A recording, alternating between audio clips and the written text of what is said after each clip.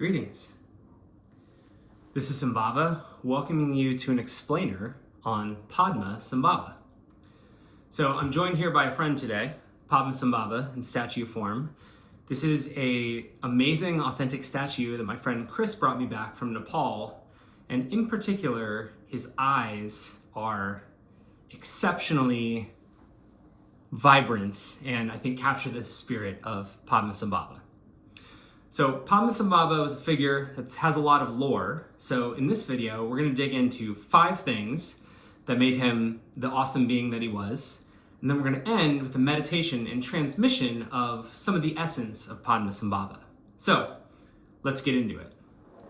Thing number 1 that's cool about Padmasambhava is his name, Padmasambhava. It means lotus born. And he was said to have actually spontaneously emerged out of a lotus flower. So this indicates a birth from a very high place. And as cool as his origin was, he spent a lot of his time and teaching career really with the people in the world. So he had a cool juxtaposition of high birth, but doing a lot of work in the world. And in fact, his name inspired my Buddhist name, which is Sambhava. So just that last piece, and it means coming together or creating the conditions for Dharma to emerge.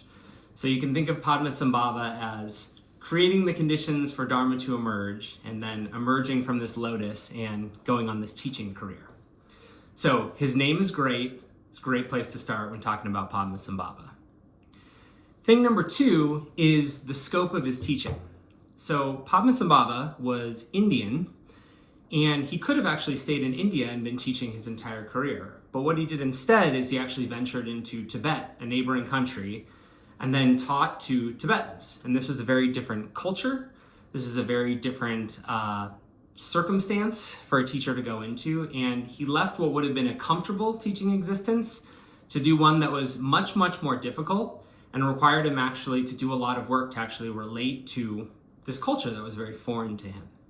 So I always like that about him. It's like he's going into a difficult condition. He's not shying away from it. And that's actually his dharma is going into this place and actually making his way in a foreign land. Thing number 3 that's very cool about Padmasambhava is his scope. So Padmasambhava is the founder of Vajrayana Buddhism. And the twist with Vajrayana Buddhism as compared to other Buddhism that came before it is that it was known that enlightenment, we're around here for infinite amounts of lives, so what's the rush to get to enlightenment? It's something you can go very slow, medium paced, what's the hurry? There's lots of time to do it. We have infinity. But what Padmasambhava is all about was the fast path. So if there's a mountain, I'm going to run up the mountain and get to the enlightenment quickly in this lifetime.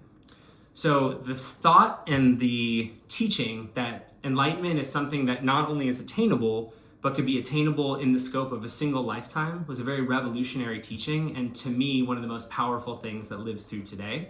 This idea, this teaching that enlightenment is available for all of us in this lifetime right now.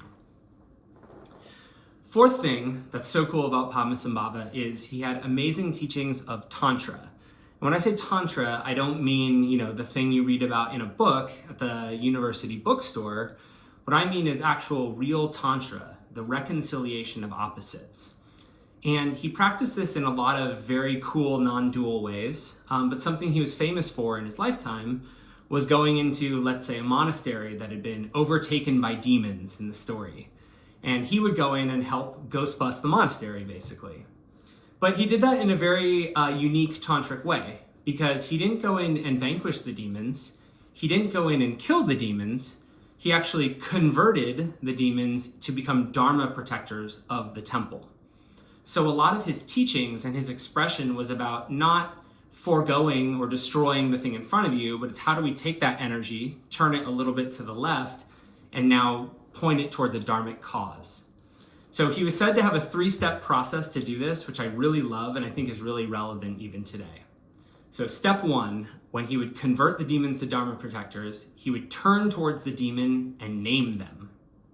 So not shy away, turn towards and name them. Number 2, he would overwhelm them with a demonstration of the power of the Dharma. So this would overwhelm the demon and he would show that the Dharma is stronger. And then 3, the interesting part, he would recruit them to his cause, oftentimes entrusting a treasure to their care. So if you see the Tibetan Thangkas and you see the Dharma protectors, the big scary looking things, they often are holding some kind of treasure or a jewel. And this is an indication of entrusting that sacred object into their care. And I really like this. It's a symbolic story, but it actually shows something that we can work with today in the modern world. What can we turn towards, overwhelm them with the Dharma, and then recruit them to our cause, entrusting a treasure to their care? There's something really powerful about that teaching that I think sticks. The 5th thing that I love about Padmasambhava is his final teaching. So it's said that when he was with his student Yeshe Sogyal, and he was about to leave to go into another land, incarnate into another place, Yeshe Sogyal tells him, hey, we've been studying together for years, I love you so much, but I still need to know, what is the ultimate teaching, all your teachings, what is the thing that I can take with me that's the nugget that encapsulates the whole thing? And he thinks about it, and he gives her the teaching of don't be attracted, don't be repulsed. And this is a teaching he also gave in the Bardo Fadal, the Tibetan Book of the Dead, which is kind of a triptych for moving through the after-death states that essentially amounts to not being attracted to the things that you're karmically drawn to, but also not shying away and being repulsed by the things that you're repulsed by. So it's having that equanimity, that neutrality was Padmasambhava's essence teaching that I think is so powerful in today's modern world. There's tons of things that we're out there and we want. There's tons of things that's out there and we don't want. And finding that equanimity between both is that sweet spot that Padmasambhava reflected in enlightenment. So with those 5 things, we're going to end with a meditation and a transmission. And this is a transmission that my Buddhist teacher gave me. And it was from a teaching from Padmasambhava called the double dorje. So this is a double dorje, also called the double vajra. And it's a Tibetan artifact that means thunderbolt. So this was said to be like a weapon that could vanquish negative energy and was infused with the power of the Dharma. So when you have 2 of them together, it's extra powerful. And when my Buddhist teacher gave me this transmission, he gave us the teaching of the double dorje from Padmasambhava that says, whenever you're in a negative state of mind and you're projecting that at another person and you get stuck in that loop and you can't stop, then you can bring to mind the double dorje and actually put it between you and that person, and it'll provide a protective barrier where that negativity in your mind can't get through and reach them. And it also works the other way. If someone is projecting a lot of negative energy on you, the double dorje provides a protection that keeps that out from hitting you directly. So this is a lovely first attention teaching, you'd say. You can visualize this meditation. It has a physical component, but there's also an infusion of Dharma in this meditation that we'll experience together in the transmission. That just by bringing this to mind, we're empowering this symbol, this image, and when we bring it up in our awareness, it's actually charged with the energy of Padmasambhava. So what we're going to do is do a 1-song meditation. We're going to sit up nice and straight and bring a soft focus to the third eye, just between the eyebrows and a little above. And you're going to look up towards me. So with a soft gaze, I'm going to hold up the double vajra, the double dorje, and I'm going to give a transmission. So in my meditation, I'm going to re-experience this transmission that I got from my teacher and extend that forward so that you can experience it as well. So you're just going to have a soft focus on the third eye. Just work to still your thoughts. But we're just going to meditate together for a song. This song is a song called Padmasambhava that I feel captures his essence, his rock star panache that we want to share in this meditation. And you're just going to look up towards me. And for the meditation song, keep a soft focus on the third eye, and I will transmit the teaching of the double dorje.